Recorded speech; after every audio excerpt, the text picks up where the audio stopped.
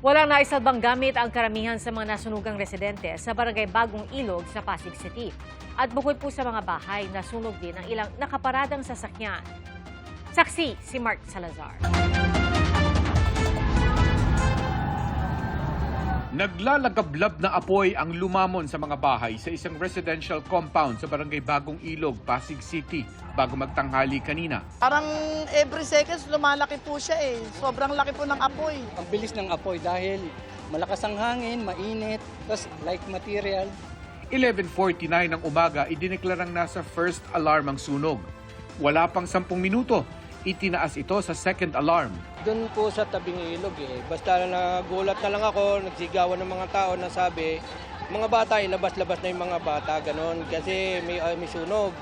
Di ginawa ko, mga apo ko, pinalabas ko na lang din, tapos sumunod na lang ako. Nung una, nagbabayan na yan pa yung mga tao Nagtitimba-timba pa sila.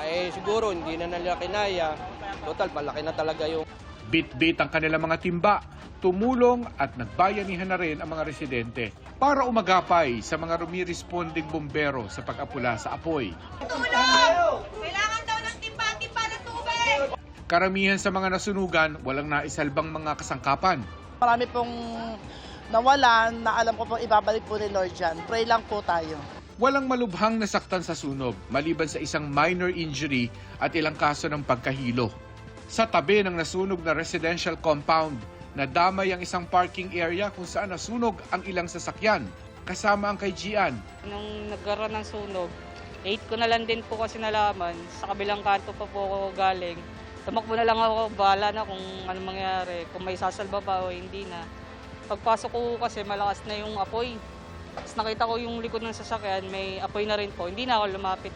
Insured naman ang SUV ni Gian, pero ang nasunog na kotse ni Robert ay hindi. Hanap buhay pa man din ni Robert ang kotse na naka-enroll sa TNVS.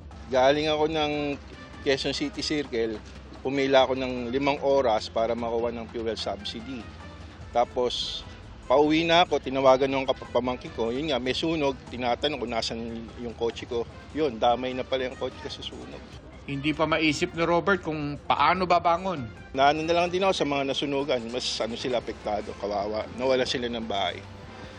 Pero medyo sila, kawawa na awa din ang sanila. Bago mag-alas 3 ng hapon, idineklarang fire out ang sunog. Inaalam pa rin ang kabuuang halaga ng pinsala sa ari-arian. Ako si Mark Salazar, ang inyong saksi